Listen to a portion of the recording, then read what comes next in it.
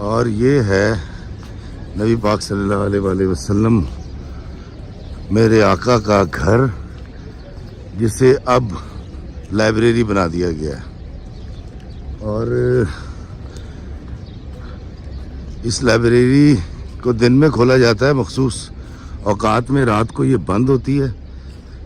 یہ رات کا منظر آقا دو جہاں سرکار مدینہ صلی اللہ علیہ وآلہ وسلم کے گھر کا رات کا منظر یہ ہے۔ یہاں یہ بلڈنگ بنا دی گئی ہے، اور اس کو قریب سے دیکھیں تو یہ بلڈنگ ایسی دکھتی ہے۔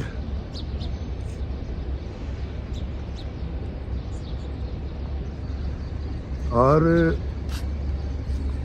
یہ گھر آقا کا، اور اس کے بالکل سامنے جب آپ دیکھیں، وہ سامنے جو آپ کو درخت نظر آ رہے ہیں، یہ حضرت بی بی خدیجہ الکبریٰ کا گھر تھا۔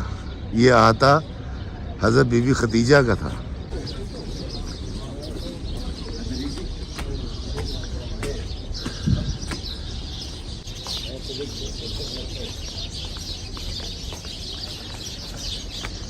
یہ حضرت بی بی خدیجہ، یہ والا وہ احاطہ جو میں آپ کو بتا رہا تھا، حضرت بی بی خدیجہ کے گھر کے احاطے کو انہوں نے اس طرح سے تالا لگا دیا، سیو کر لیا۔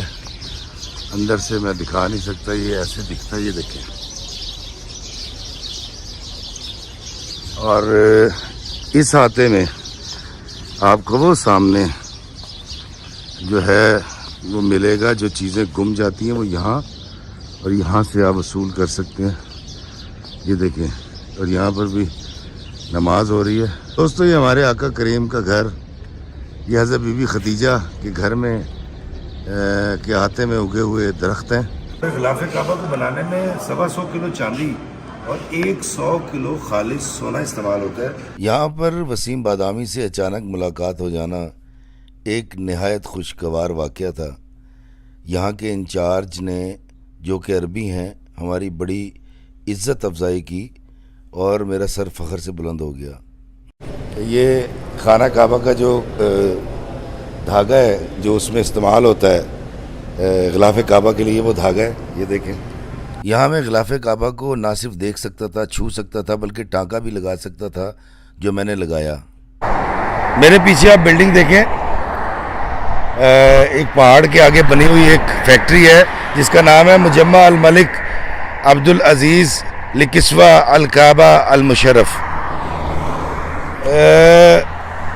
یہ ایک کپڑا بنانے کی فیکٹری ہے، لیکن اس کے اندر کوالٹی کیا ہے، یہاں پر غلاف کعبہ سیا جاتا ہے۔ قصوہ کعبہ یعنی غلاف کعبہ بنانے والی اس فیکٹری میں داخل ہونا کسی بھی پاکستانی حاجی کے لیے باعث فخر بات ہے، اور میں اس فیکٹری میں داخل ہو رہا ہوں۔ میرے لیے یہ بات ایک خواب سے کم نہ تھی۔ ہمیشہ سوچا کرتا تھا کہ جب بھی عمرہ پر جاؤں گا تو اس جگہ پر ضرور جاؤں گا جہاں پر غلاف کعبہ بنایا جاتا ہے، اور آج میں یہاں موجود ہوں۔ دوستو، پہلے اس فیکٹری کا نام کچھ اور تھا، مگر بعد میں شاہ سلمان نے غلاف کعبہ بنانے والی فیکٹری کا نام تبدیل کرنے کا شاہی فرمان جاری کیا، اور اس کے بعد اس کا نام کنگ عبدالعزیز کمپلیکس برائے قصوہ مطلب غلاف کعبہ رکھا گیا۔ تاریخ ہمیں بتاتی ہے کہ سفید، سرخ اور سبز رنگ کا بھی غلاف کعبہ ہوا کرتا تھا، مگر چونکہ وہ رنگ جلدی میلے ہو جایا کرتے تھے، اس لیے اس کا رنگ کالا کر دیا گیا۔ اس کا ریشم کا دھاگا جو ہے اس سے کپڑا بنایا جاتا ہے، اور ایک غلاف کعبہ کو بنانے کے لیے 670 کلو خالص ریشم کی ضرورت ہوتی ہے۔ ریشم اور سوتی دھاگوں کا معیار برقرار رکھنے اور موسمی اثرات کا مقابلہ کرنے کے لیے اس کے متعدد ٹیسٹ بھی کیے جاتے ہیں، اور استحکام کو یقینی بنایا جا سکے۔ میرا بڑا بیٹا علی میرے ساتھ موجود تھا۔ ہم دونوں باپ بیٹے غلاف کعبہ کو چھو سکتے تھے، محسوس کر سکتے تھے، دعا کر سکتے تھے۔ میں افتخار احمد عثمانی ایک پاکستانی، ان کا بہت شکر گزار ہوں، شکراً۔ اور جو عزت افزائی یہاں پر آ کر ہوئی ہے، ایک بحثیت پاکستانی، مجھے میرا سر فخر سے بلند ہو گیا جب انہوں نے کہا پاکستان زندہ باد۔ 1416 میں غلاف کعبہ کا یہ نمونہ ہے، اور یہ جو کیلی گرافی تھی عبدالحمید امین یہ میرے خیال ان کی ڈیتھ ہو گئی، مسلمان پاکستانی تھے اور کیلی گرافی کیا کرتے تھے۔ یہ ہے وہ میدان جس میں زندہ درگور کیا جاتا تھا بچیوں کو، اور یہاں کے رہنے والے جنگلی جاہل بدو لوگ آقا کریم کی آمد سے پہلے اس میدان میں اپنی بچیوں کو ان کے بھاگ جانے یا اپنی جائیداد کے ڈیوائیڈ ہو جانے یا ان کے کسی غلط قدم اٹھا لینے کے خوف سے، مطلب وہ اٹھاتی نہیں تھیں، اپنی بچیوں کو زندہ درگور کر دیا کرتے تھے۔ وہ یہ میدان ہے۔ میں پہلے بھی یہاں آیا تھا، لیکن یہ میدان میں نے پہلی بار دیکھا، اور میں نے تحقیق اور تصدیق کے بعد پتہ چلا کہ یہ وہ میدان ہے جس میں بچیوں کو زندہ درگور کیا جاتا تھا۔ دوستو، برے کام کا برا نتیجہ ہوتا ہے، اور برے کو اللہ ہمیشہ نشان عبرت بنا کے رکھتا ہے۔ دنیا میں بھی اس کو جوتے پڑتے ہیں اور آخرت میں بھی سزا کا مستحق ٹھہرتا ہے۔ اب میں آپ کو دکھانے لگا ہوں ابو جہل کا گھر۔ جی آپ دیکھیں کہ اس ابو جہل کا جو آقا دو جہاں سرکار مدینہ صلی اللہ علیہ وسلم کا مخالف تھا، اس کا انجام کیا ہوا۔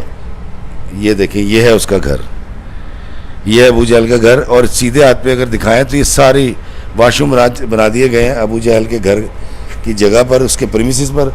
اور آپ یہ دیکھیے کہ یہاں پر دائیں اور بائیں اس کے گھر کو ڈیوائیڈ کر، کیونکہ اس کا گھر بہت بڑا تھا۔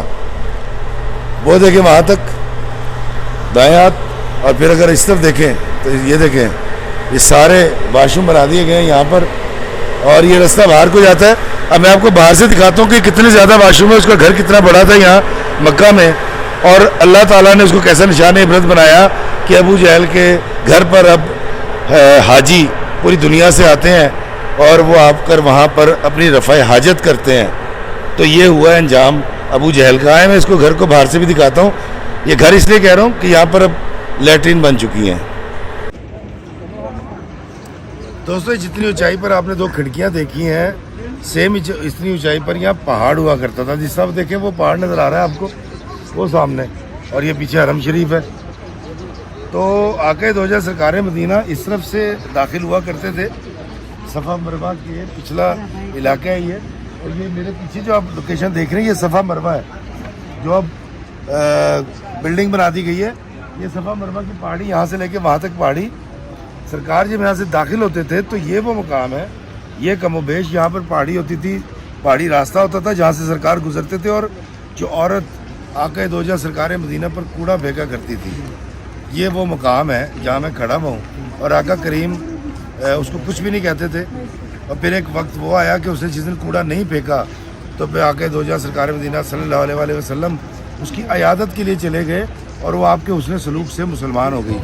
یہ وہ جگہ ہے کم و بیش جہاں سے سرکار دو عالم صلی اللہ علیہ وسلم گزرا کرتے تھے، اور وہ عورت کوڑا پھینکتی تھی، اور اس کا اس پہاڑ کے اوپر گھر تھا۔ اب یہاں بلڈنگ بن چکی ہے، پہاڑ نہیں رہا بالکل اس طرح جس طرح وہاں پر پہاڑ نہیں ہے، کیونکہ مکہ کے چاروں طرف پہاڑ ہوا کرتے تھے۔ مسجد الحرام سے باہر نکلے تو کلاک ٹاور کے دائیں جانب ایک سڑک نیچے کی طرف اترتی ہے۔ سڑک پر کم و بیش 1 فرلانگ کے فاصلے پر کبوتر چوک ہے۔ اس چوک میں لاکھوں کبوتر موجود ہے، اور حاجی ان کبوتروں کو دانہ بڑی عقیدت اور احترام سے ڈالتے ہیں۔ کچھ دانہ ڈال کر اللہ سے خدمت کے عوض اپنی مشکلات سے چھٹکارے کی دعائیں بھی مانگتے ہیں۔ کیونکہ کبوتر چوک لاکھوں حاجیوں کے لیے میٹنگ پوائنٹ بھی ہے، اس لیے بہت اہم بھی ہے۔ حاجی یہاں آ کر طے کر لیتے ہیں کہ اگر بچھڑ گئے یا موبائل بند ہو گیا تو کبوتر چوک میں آ کر ملیں گے۔ یہ مکہ کی بڑی پر رونق جگہ ہے جو میں نے آپ کو دکھائی۔ میرے سامنے موجود ہے جنت المعلا، اس کو جنت المعلا عربی میں کہتے ہیں، اور یہ ہے مکہ کا قدیم قبرستان جہاں پر بہت بہت جید صحابہ دفن ہیں۔ اور یہاں پر کہا یہ جاتا ہے کہ آقا دو جہاں سرکار مدینہ صلی اللہ علیہ وآلہ وسلم کے 2 بیٹے یعنی 2 شہزادوں کی بھی قبریں ہیں، اور یہاں پر حضرت بی بی ختیجہ کی بھی قبر ہے، لیکن وہ سنہ بند کر رکھی ہے۔ اس مسجد کا نام ہے مسجد جن۔ اس کے قریب بھی چلتے ہیں، جو مینار آپ دیکھ رہے ہیں مسجد جن کا مینار ہے، اور اس مسجد کو نبی پاک صلی اللہ علیہ وآلہ وسلم کے دور سے لے کے آج تک کئی بار رینوویٹ کیا گیا ہے، لیکن یہ تقریباً 1450 سوا 1400 سال پرانی مسجد ہے۔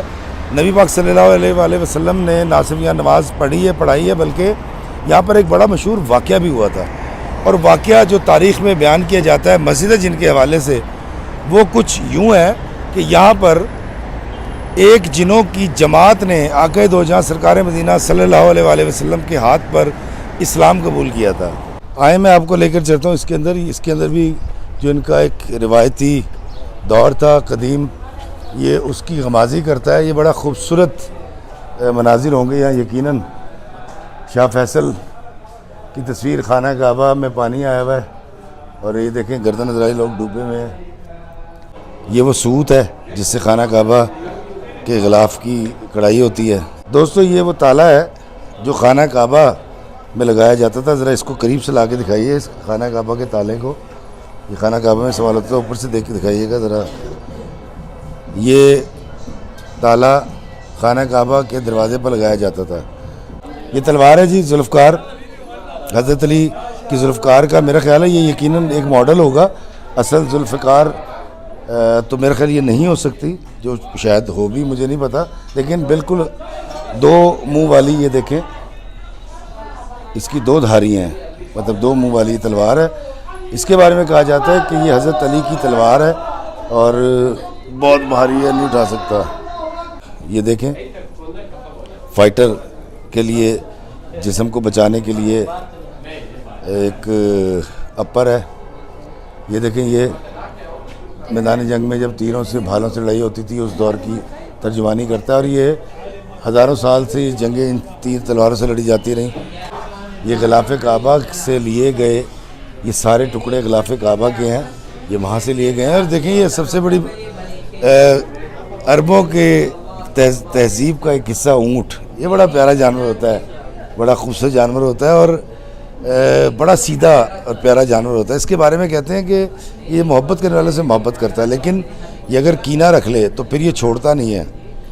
تو اکثر ہم سنتے ہیں اونٹ کی کینہ بڑی مشہور ہے. یہ اوپر یہاں کے جو سلمان بادشاہ ہیں ان کی تصویر ہے. یہ دوستو میں آپ کو ایک بڑی ہی خاص جگہ دکھانے لگا ہوں. حرم شریف میں جو پہلے کے پلر اور اس کی جو چیزیں یہاں پر محفوظ کر لی گئی ہیں وہاں سے اتار کے، کیونکہ اب اس کی تجزیے میں رائج کر دی گئی.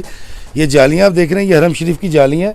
یہ پتھر حرم شریف کے پتھر، اصل پتھر جو پہلے سے لگے ہوئے تھے. یہ دیکھیں یہ والے پتھر بھی حرم شریف کے ہیں. یہ پلر جو آپ دیکھ رہے ہیں حضرت عثمان غنی کے دور میں، دور حکومت میں یہ والے پلر تھے جو یہاں پر اب رکھ دیے گئے ہیں لا کر. یہ تینوں پلر آپ دیکھ رہے ہیں. اور یہ پیچھے سپیکرز ہیں، مختلف دوروں سے گزرے وہ سپیکرز.